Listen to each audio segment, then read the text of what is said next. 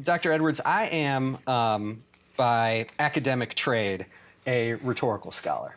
And so, at least for me, what that means is that I study texts, particularly texts that address publics, and I am interested in the way that that texts help to shape our understanding of social life, political life, and cultural life.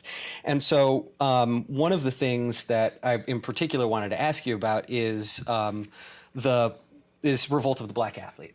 And so rhetorical scholars tend to evaluate public address relative to genre, right, or the generic constraints of what a text is attempting to accomplish. And one of the things that I observed in Revolt when I first read it, I probably first read it now about 20 years ago, is that the book itself resists categorization. It's part sociology, it's part history, part memoir, and even part sports almanac. Yeah.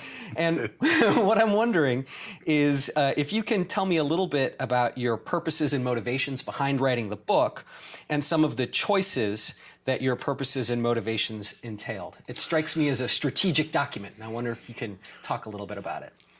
At the time that I wrote The Revolt of the Black Athlete, which, by the way, has been reissued 50 years later, because somebody, one of the editors at the University of Illinois Press, said it reads like today's headlines, at the time I was writing it, I was also writing my dissertation at Cornell University, which was titled A Sociology of Sport. And this book was meant to address more the issues that I was dealing with in my dissertation, the interface of sport and society in general, as well as institutionally, sport and religion, sport and education, sport and politics, sport and economics, sport and race, sport and gender, and so forth. This book, The Revolt of the Black Athlete, was intended to look at those same things from the activist political perspective, from the perspective of the movement that I had organized around the Olympic Project for Human Rights. And so it actually weaved in and out of the academic and analytical, the sociological perspectives of my dissertation, and back out to the activist aspects of the movement in the late 1960s. And so part of holding all of that together was to include some biographical material on how I got there. Yeah. What led me as an athlete who was on the draft board of the Los Angeles Lakers in basketball, on the draft board of the San Diego Chargers of the American Football League, on the draft board of the Minnesota Vikings, the National Football League. I had thrown the discus nearly 190 feet at a time when the world record was 191, so I could qualify for the Olympic trials. But I also had a Woodrow Wilson Fellowship to do PhD work at Cornell University, which, first of all, paid more than any of the football teams of that day or the basketball team were willing to pay me. And most certainly it paid more than the Olympic Games. So all of that factored into it. And so you have this, this mix of, as you stated, biography, sociology, activist, rhetoric, and hopefully it came together in such a way that explained to a substantial degree what I was trying to do in 1968, why the Olympic Project for Human Rights. The thing that came later, and I was writing at the same time that I was writing another book called Black Students, as well as my dissertation at Cornell, and there was a lot of writing on my plate at the same time. What came later was the broader understanding, historical understanding of how 1968 fitted with what Jack Johnson was trying to do, what Jesse Owens and Paul Robeson and Joe Louis did, what Jackie Robinson did, and so forth. A more definitive perspective on how that wave of athlete activism in 1968 '68 was part of a long tradition and history. But with the revolt of the black athlete, it dipped in and out of the sociology, in and out of biography, in and out of popular political discourse, because I was trying to pull together all of that in such a way that it helped explain why we did what we did, what the outcome was, and how we saw it looking back. I felt that it was imperative that we move beyond the drama of the movement and the rhetoric of the movement and the heat of the movement, and really began to try to explain what all of this meant from our perspective. Let me ask you then about actually 1967, right? 1968 gets all the attention in the media, but I want to ask about 1967 in particular.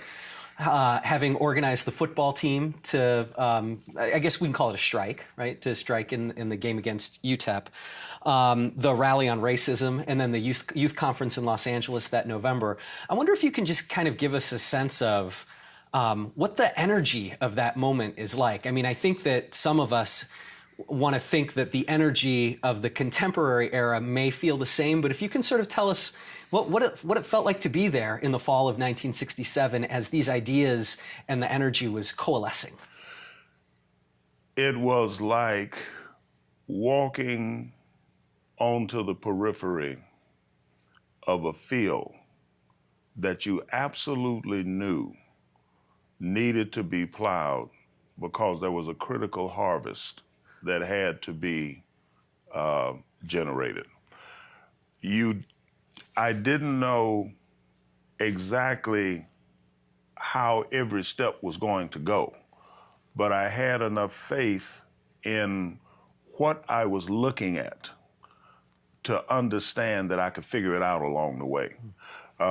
People forget that both myself and Ken Noel were students of sport. Ken was working on a PhD at Berkeley. I was working on a PhD at Cornell. We both had relationships, had ties to San Jose State. We were both scholarship athletes at San Jose State, and we understood the dynamics of sport from a perspective that really had not been applied theretofore. In point of fact, when I asked my dissertation committee at Cornell whether or not they would sign off on me writing my dissertation on the sociology of sport, their response was, "There's no such thing." I said, "Yeah, but that's why I want to write it. That's why I want to write it." And they finally conceded that it was something that was worth writing when I pointed out that there were monographs and entire disciplines built around the study of dyads and triads, 2- and 3-person relationships, but somehow we didn't think that 100 million people watching the Super Bowl was important. So they finally let me do it. But as I grew into the perspective on the sociology of sport, and again, 1967, I was writing my dissertation. This entire field was out there that needed to be plowed because there was a critical harvest to be gained, both politically and academically. So it's something that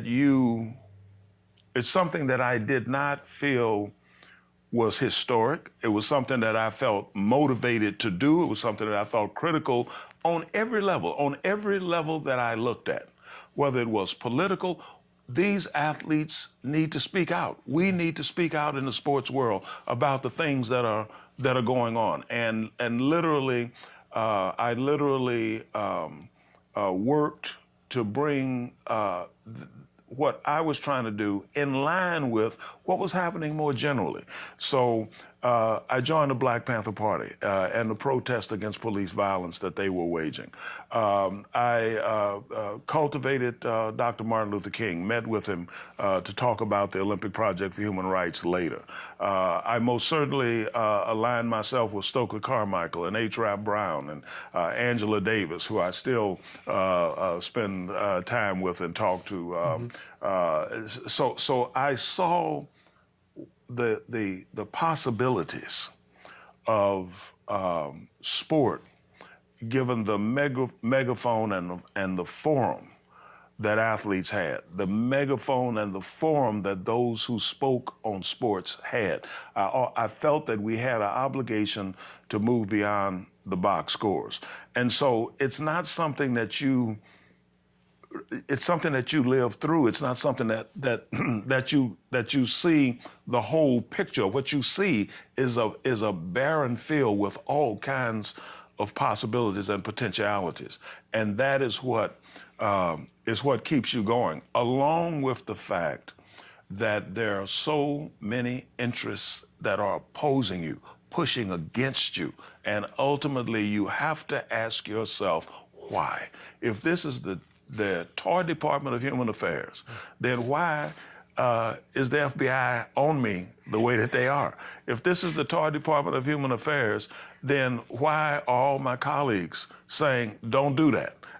If this is the Toy Department of Human Affairs, and it really doesn't matter, then why all of the uproar from the sports establishment when I raised the question at San Jose State in 1967, why should we play where we can't work?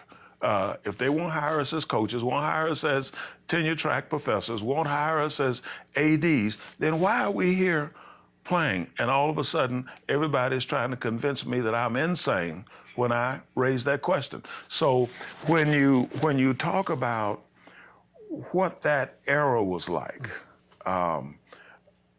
within the context of all of the other things that were going on in society, with Dr. King, with Malcolm X, with the Black Panther Party, with Stokely Carmichael, H. Rap Brown, and Angela Davis, and all of these other things that were going on, it was like looking at a barren field with tremendous potentialities.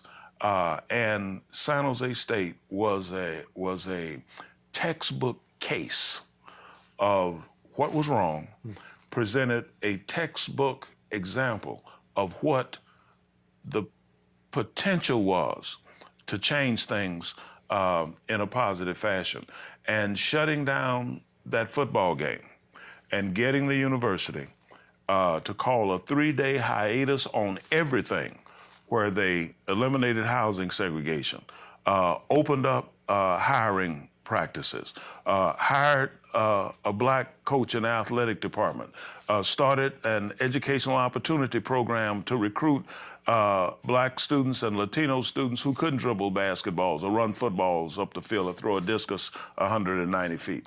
That told me that not only was that field, not only did that field have potential, but there was the potential for a great harvest, and it's something that happens now, which was different than what was going on in the American mainstream civil rights movement. In the American mainstream civil rights movement, everything was by all deliberate speed. We found out that it would go turbo speed, breakneck speed, if it came down to whether or not there was going to be a football game this weekend. Yeah. That was important. And once you have that success, once you have that kind of impact, it almost is natural to begin to say, you know what, this has potential, not just at San Jose State, but nationwide, perhaps even in terms of the Olympic Games. And ultimately, of course, it turned out to have worldwide implications, because one of the things that Nelson Mandela did was to have a poster that we made supporting the fight against South African and Southern Rhodesian apartheid, and the photo of Smith and Carlos' demonstration smuggled into his cell on Robben Island. And when he came out, if you read the December 6th, 2013 issue of the New York Times, Sports Friday, there's a obituary statement in there where he says that from that demonstration, from the Olympic Project for Human Rights, he learned that sports could be used to leverage social change. It can be used to model social change. And so when he came out of prison, rather than doing what a lot of people in the ANC demanded, which was the total disbandment of the Springbok rugby team, he said, no, no, no. We're not going to disband it. We're going to expand it. And that will be the model for society. We're not going to turn our white citizens into refugees or put them in Bantustans. We're going to take whatever they're doing, whatever they have accomplished and achieved, and we're going to expand it to be more inclusive. This is what he learned from the Olympic Project for Human Rights. And so that's an interesting article, that obituary statement in the New York Times. And if I'm not mistaken, it was December 6th, 2013. Okay. There's a, I have a friend who's a professor emeritus of history at the University of Missouri St. Louis named Charles Core. And Charles Core has recently, well, in the last 10 years or so, he went to South Africa and went to Robben Island and looked through the archives there and discovered essentially that the Makana Football Association was designed deliberately as an attempt to practice the democracy that those prisoners believed they would one day inherit. Yes. And that's a pretty impressive testament to what sport can provide. Can do, absolutely. Yeah. And so this idea, well, sports is not political. Sports is the Tar Department of Human Affairs. Women can participate on an equal level in sports because Maya Moore could never guard LeBron James. I mean, it's not, I mean, the average person in the NBA can't guard LeBron James. So I mean, when we look at this, when we look at these things, it becomes very, very clear that sport is not only a major institution, as I stated in my dissertation, but it is a critical institution when it comes to social organization and change in a society. Mm-hmm. And as we become more secular, and as traditions of religious faith and so forth come to be not so much eroded, but looked at differently in consequence of science, and its impact, sport becomes an even more seminal and critical part of the glue that holds us together. We may differ on a lot of things in the age of Trump, but last night everybody was watching Michigan play Villanova. I mean, I was. And even if you are not a Villanova or a Michigan fan, it brought the country together to that extent. So sport is critically important. It's amounts to a secular faith. It's something that helps hold us together. It is a forum and a vehicle for the discussion of issues that otherwise would never have that wider venue of discussion. You take a young man like Colin Kaepernick, who incited that discussion that the Kerner Commission report stated needed to be had, an open, honest, national discussion of race in this country, and it happened because a football player took a knee during the playing of the national anthem, and everybody had to ask, well, what is that about? Well, it's about inequality. It's about injustice. It's about some of the things that are going on in this society that nobody's willing to discuss.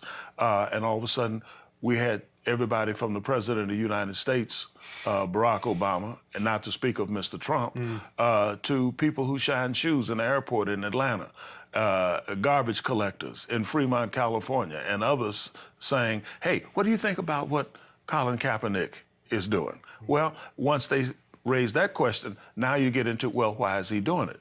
Yeah, I understand that. And so now you got the discussion going that had been called for. So sport is critically important. It becomes more important in the modern age due to the impact of science and some of the other things that not so much erode but change the glue that has traditionally held us together. So a common theme I've noticed tends to run through the narratives of athletes who make a turn to social and political activism. So I actually want to quote you in Revolt, because this is there's a passage in Revolt that I have cited on a number of occasions.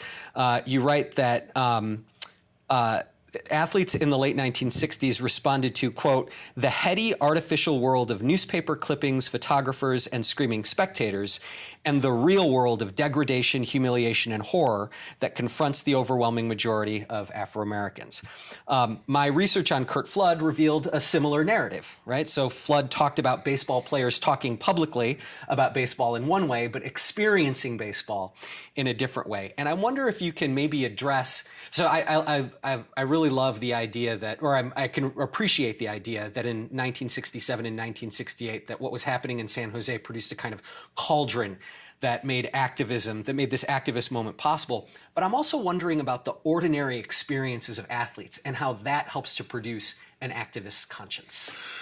Well, I think we have to understand that when we move beyond an isolated individual act to a broad-scale activist movement, we have to also have an appreciation of how broader developments help frame up the perspectives that guide and literally make relevant in a broader context what athletes are doing.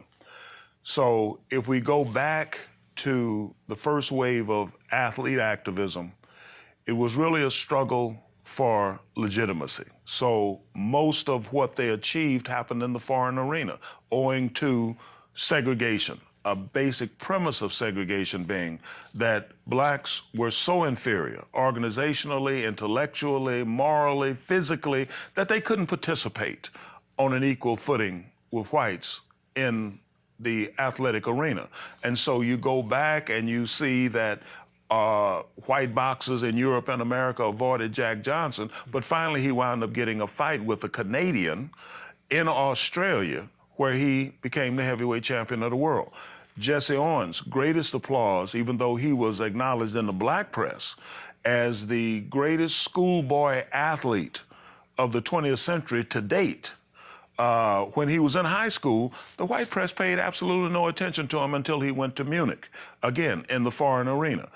Joe Louis had fought 52 fights before he even got his name in the New York Times on the sports page. He had fought 52 fights, he had lost one, but when he fought Max Schmeling and lost and came back and won in 1938, he became the Joe Louis that we remember, again, in the international arena. Max Schmeling was a German who many people saw as representing the Third Reich. You also have Paul Robeson, who was an athlete, but he had his greatest glory in the international arena. Again, the issue of legitimacy. He sung before nobility in the concert halls of Europe, long before he could sing at Carnegie Hall, so in New York. So that first flight struggled for legitimacy.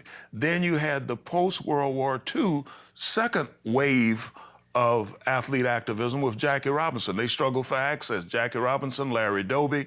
In baseball, most certainly Kenny Washington, Woody Strode, Bill Willis, Marion Motley. In football, Chuck Cooper, and Earl Lloyd. In basketball, they struggled for access, to open the door and to hold it open. Then you had the third wave that came in 1960s with Bill Russell and Jim Brown and Tommy Smith and John Carlos and Arthur Ashe, Curt Flood, most certainly, who struggled for dignity and respect. Jim Brown said, I played football for respect because I wanted to be respected as a man on and off the field. This generation is in a struggle for power. I mean, this is what that was about when LeBron James and D. Wade and CP3 and Carmelo went to ESPN and said, we need some time on your number one honors program, the ESPYs, because we got something to say. And ESPN's response, something we would have never thought of doing in 1968. We'd have been laughed out of the studio. ESPN's response was, "How much time you gonna need?" So, I mean, and so you have these waves that are framed up by the context of the time. Abject segregation with Jesse Owens and Joe Louis and Paul Robeson and most certainly Jack Johnson.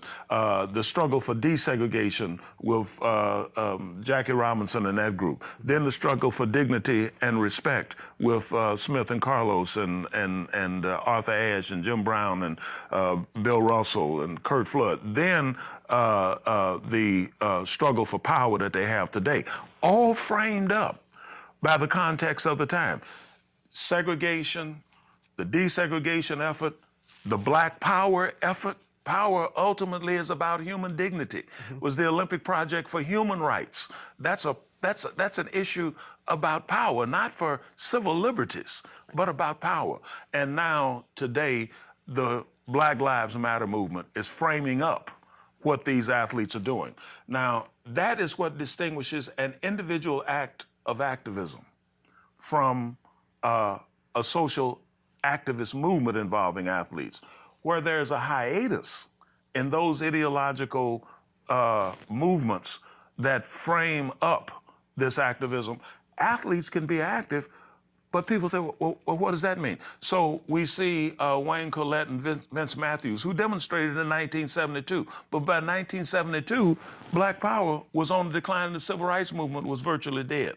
That lasted right into 2008, the advent of the Black Lives Matter movement.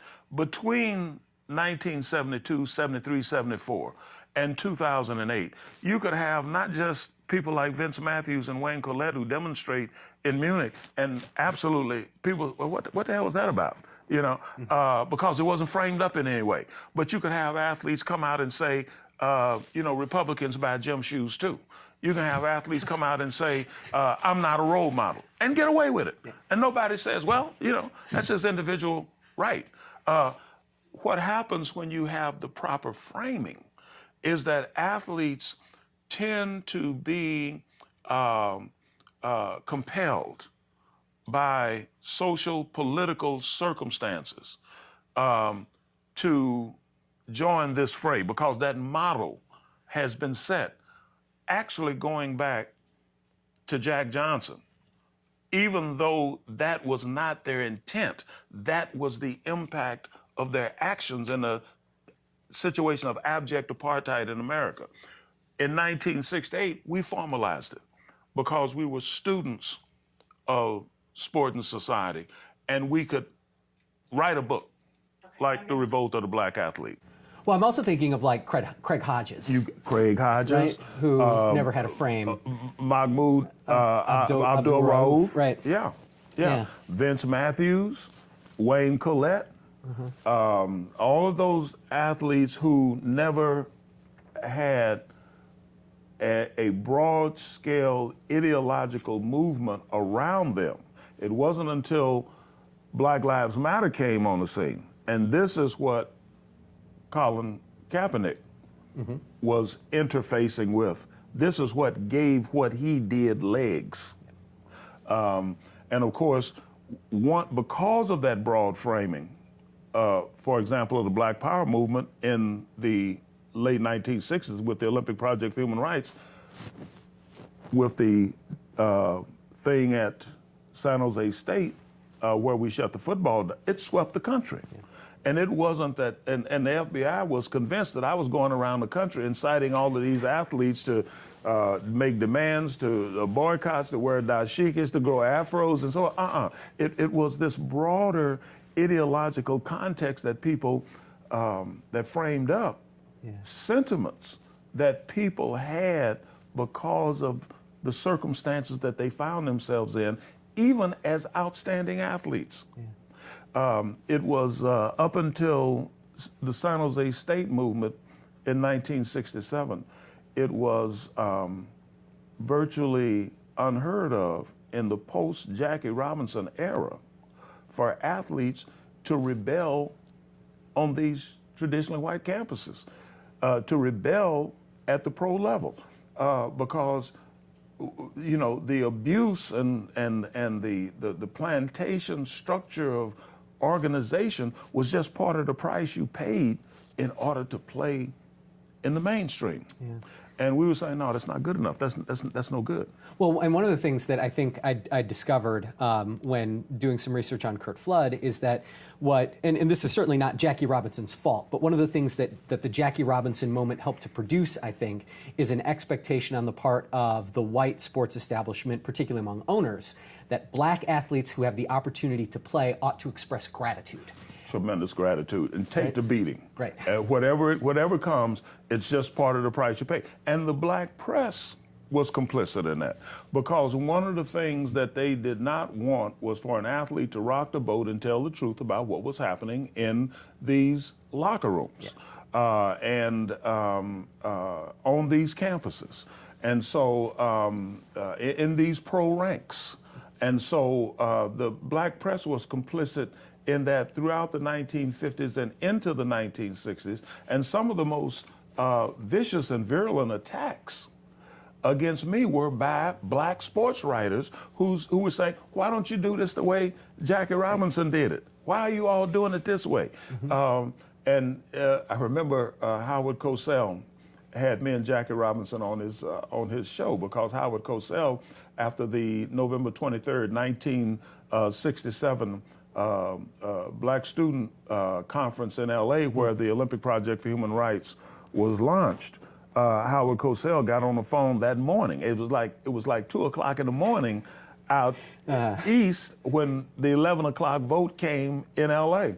And he called Jackie up and said, well, Jackie, what do you think about these Negroes in LA, this Negro professor who's saying that black athletes ought to boycott the 1968 Olympics? And Jackie, he woke Jackie up. Jackie said, well, that doesn't make any sense. That at 7:30 that next morning, Jackie Robinson got back on the phone to Howard and said, Howard, you called me up at 2 o'clock in the morning asking me about something going on in LA that I hadn't read about, didn't know about. Yeah. And then you get on your radio show this morning and said Jackie Robinson is against what the athletes and what Dr. Edwards is doing, what Mr. Edwards is doing in LA.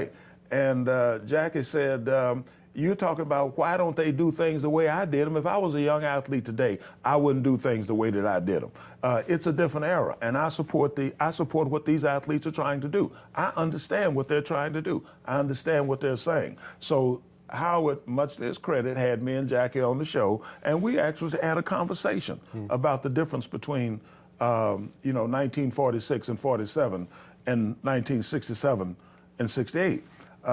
So every generation does things in their own way. They find their own method within the context of the ideological framing of their era to make their statement. Jackie Robinson and Marion Motley and Kenny, they didn't do it the way that Jesse Owens did it, or Joe Louis did it, or Jack Johnson did it. We didn't do it the way that Jackie did it. Colin Kaepernick and Malcolm Jenkins and Michael Bennett are not doing it the way that we did it. There was a national anthem demonstration in Mexico City, but these athletes are moving beyond that because they have the power of the social media, which we didn't have access to. In 1967, 68, I would get on my rotary phone and call 100 people, hope that I was there when 40 of them called back, hope that at least 10 of them didn't think that I was insane, and 5 of them would say, yeah, amen. Now what can we do to help?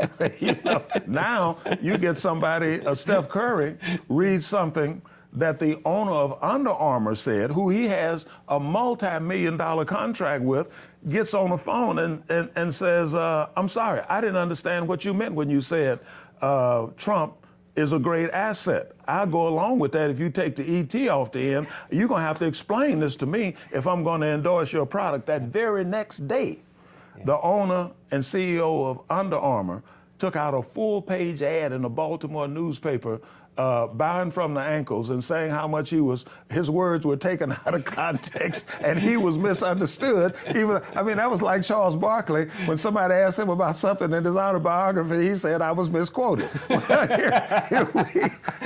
the owner of Under Armour, because he knows that Steph Curry can go online and hit to hell with Under Armour. It's the most powerful word, four-letter word in human history, SEND, and all of a sudden it goes out to 10 million people, and they send it out to 10 million more, and this guy has sold his last undershirt. So they know that that's power. That's the exercise of power. Yeah. And so every generation of athletes makes their contribution within the ideological and movement framing of their era. They never do things the way the last generation of activist athletes did. Somebody asked me, said, Dr. Edwards, these athletes today, being a veteran social, political organizer and activist, what would you say to these young athletes, to the young people from Florida and so forth and so on? What would you have to say to them today about your experience? And my response was, I wouldn't say anything to them. I would stand with them and listen to what they had to say. And beyond that, I think it's critically important that we understand that they have a pretty good idea about where they want to get to. They'll figure it out as they go through it about how they're going to get there, as long as they keep in mind the old saw from the old saying from the 1960s, I ain't gonna let nobody turn me around. And from that, aside from that, I would just have two questions for these athletes, same questions that I asked Colin Kaepernick. Where do you need me, and when do I have to be there?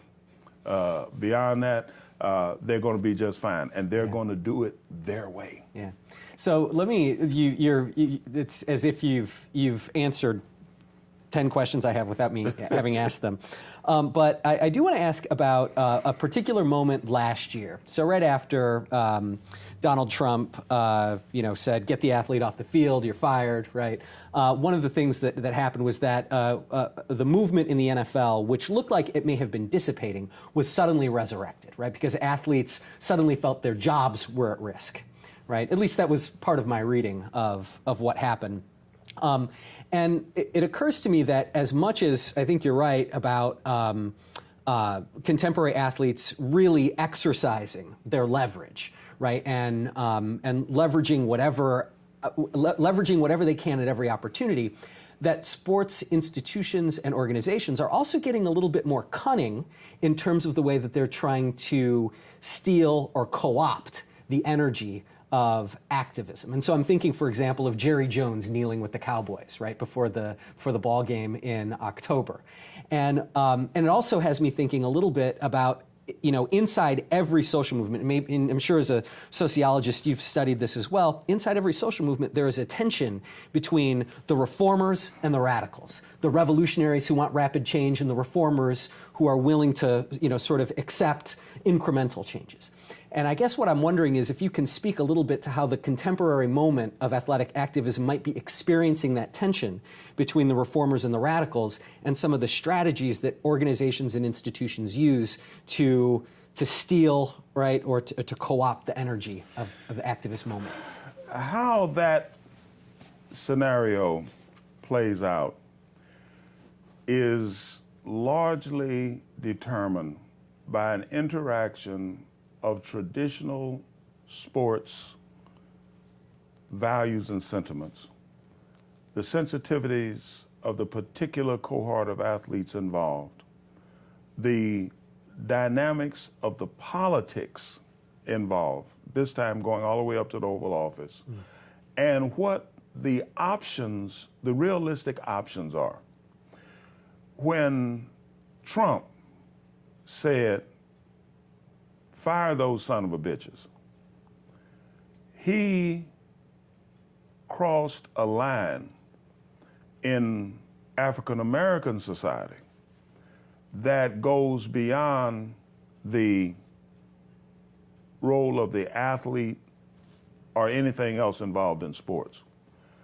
When you see these athletes with the camera on them turn around and say, "Hi, Mom," and so forth, that is a bond that goes back to a sacredness that was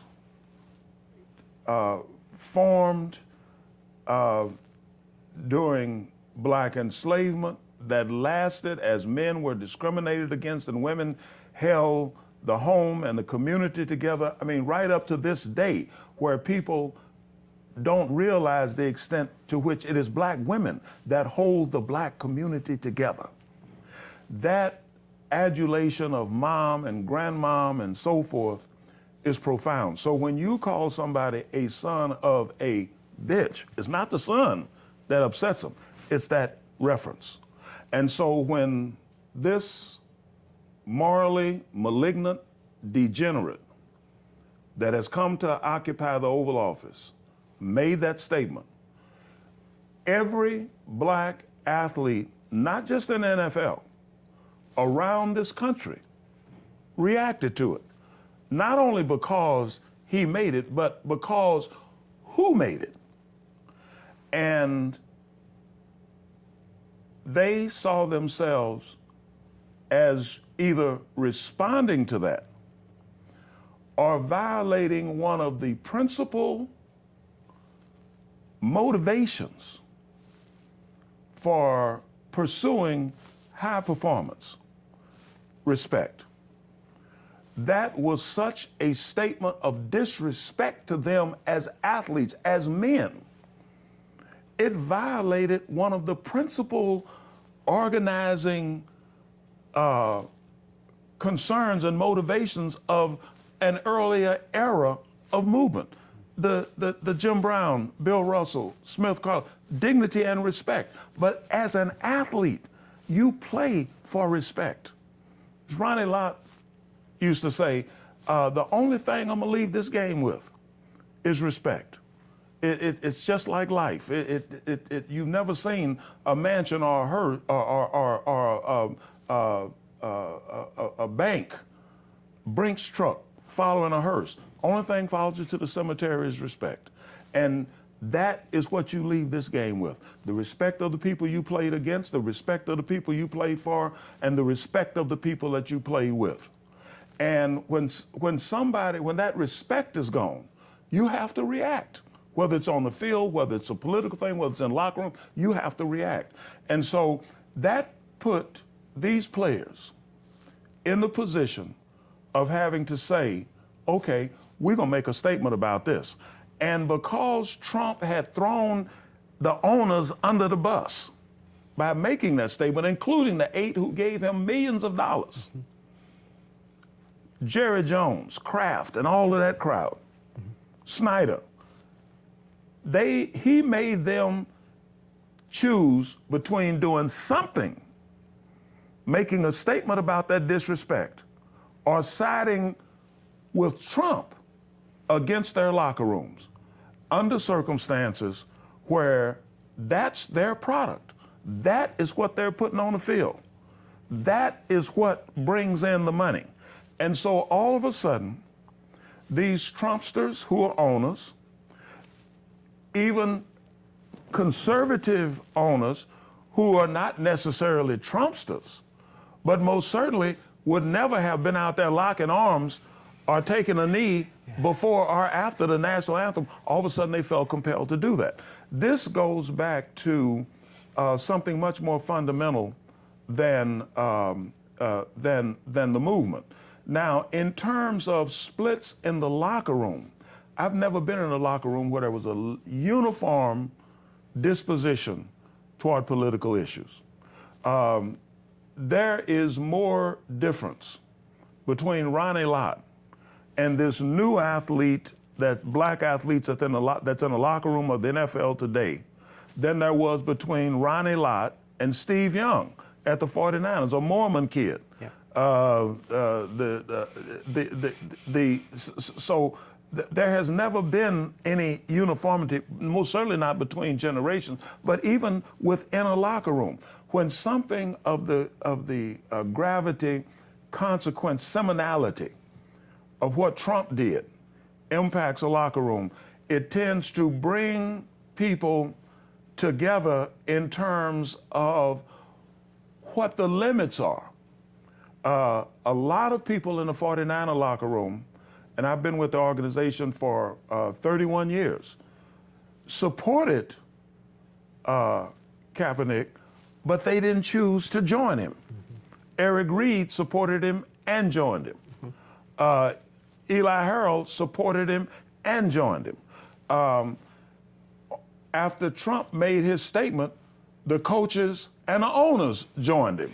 So at the end of the day, there were so many things that played into it. The respect that all these athletes demand, the insult to black women in this country, black mothers in this country, throwing the owners under the bus so that they had no option but to side with their athletes, with their locker rooms, and take some kind of action as a refutation of what this guy had stated.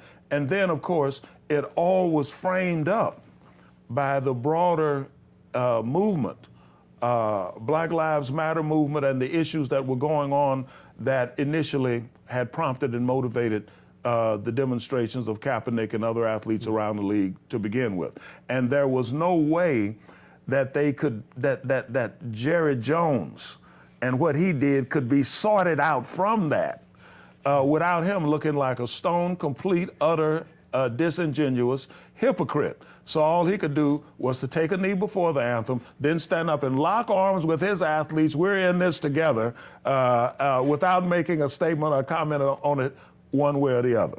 So what Mr. Trump did was not so much to infuse new life into the movement.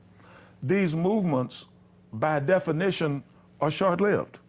The Black Power movement had a life of about 6 years. 1966, when Stokely Carmichael on the Mississippi March began to say, and Willie Ricks began to say Black Power, by 1972, 6 years later, it was gone.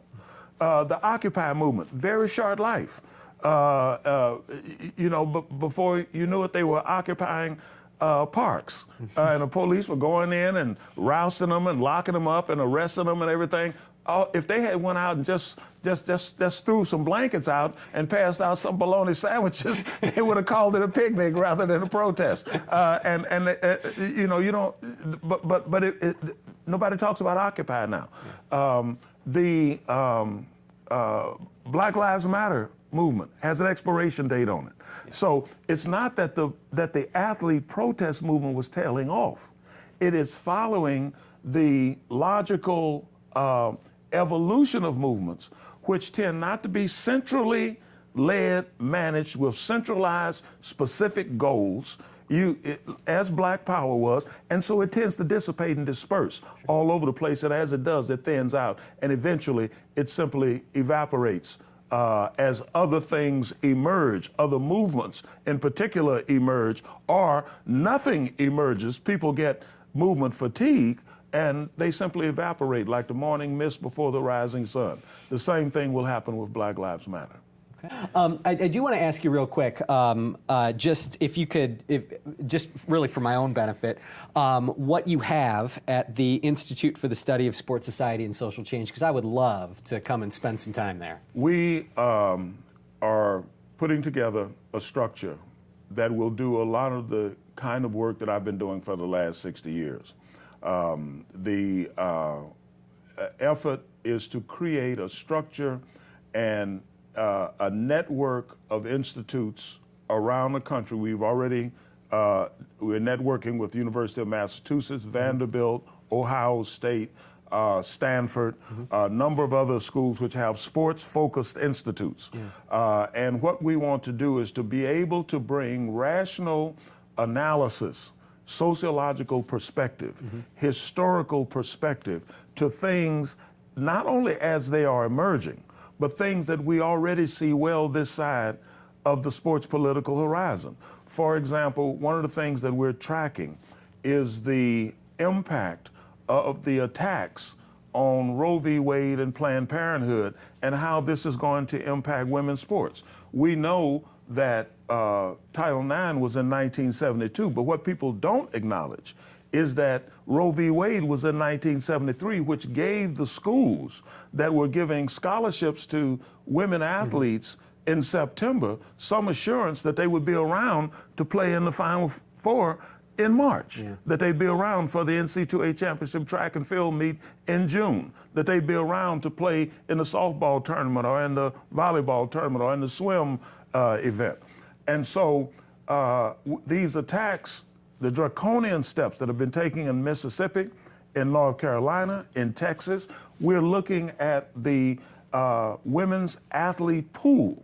And what tends to be emerging is that this pool is being affected because women, in some instances, do not even have access to the morning after pill. They don't have access to birth control pills in some instances because the clinics that used to be on campus are no longer on campus and under NCAA regulations. You can't bring a service onto campus for athletes that other students don't have access to. So at the end of the day, we're looking at that kind of thing before it hits so that we can develop a paper saying, if you do this, if these draconian steps are taken, if Vice President Pence is correct, and we will see an end to Roe v. Wade and Planned Parenthood in our lifetime, then we're also going to see an end to women's sports, the WNBA, women's NCAA basketball, women's track and field, and so forth. People need to go back and look at the early 1960s and some of our great women athletes and realize that some of them had babies before they participated in the Olympic Games.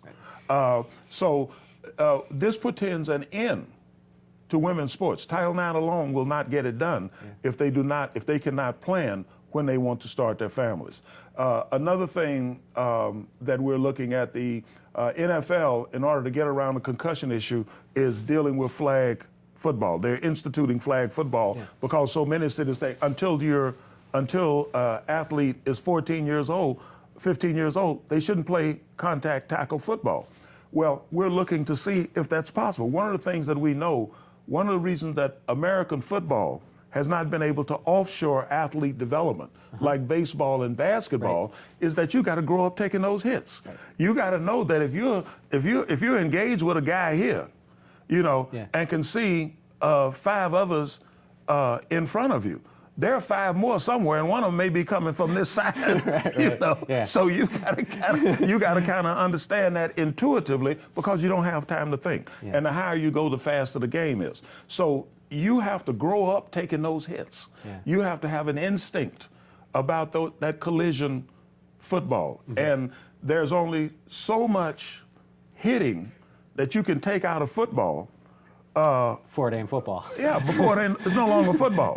I mean, there's only so much pork you can take out of the pig before you have that other white meat, chicken, and nobody's hitting anybody. So at the end of it, we're looking at these issues, and we hope to come up through this network, getting the best people off these great faculties to do research, write papers, so that the commissioner of the National Football League is not flying blind, saying, "Well, we hope this works." Well, here's what the prospects are, so that we can detail where we're headed, the trajectory of developments around women's sports before it gets to be a disaster, and all of a sudden the pool is shrank to the point that not only do people not value women's sports, it has no value because the expertise, the commitment, they're dealing with who they can get to put on a uniform, not who can play. Sure. All right. Do you have any archives there at? They are starting an Edwards archive of all of the papers, all of the lectures, all of the videos, and everything else that I've ever done at the Martin Luther King Library, which is on campus at San Jose State. We're also in the early stages of putting together a broader research unit, which will begin to collect seminal and germane papers from around the country, from around the world. Okay, good. We've just in preparation for the 50th anniversary of the Olympic Project for Human Rights, I've probably done, well, I counted them. I've done 27 documentaries. They're from France, Italy, Japan, No kidding. Germany, London, Ireland, South Africa, Mexico, along with every major network along the lines of the thing that Serena Williams narrated with NBC. So we're collecting all of that stuff. They're trying to get all of the videos, all of the things that I've, lectures that I've given over the years that are on YouTube and so forth. They're trying to collect all of that stuff and get it in one place, and then to invite other scholars to come in to contribute to become part of it. So we're a ways away at this point. Funding is still an issue. The 49ers have been very good about funding town halls and programs and so forth, but we've got to get Silicon Valley involved and get some of these billionaire .com people involved to support this, because we think it's a critically important structure, not just for San Jose State, but for the society. Yeah, I agree. And I think that's ground zero for athlete activism and so forth, and I think that's a great place for it.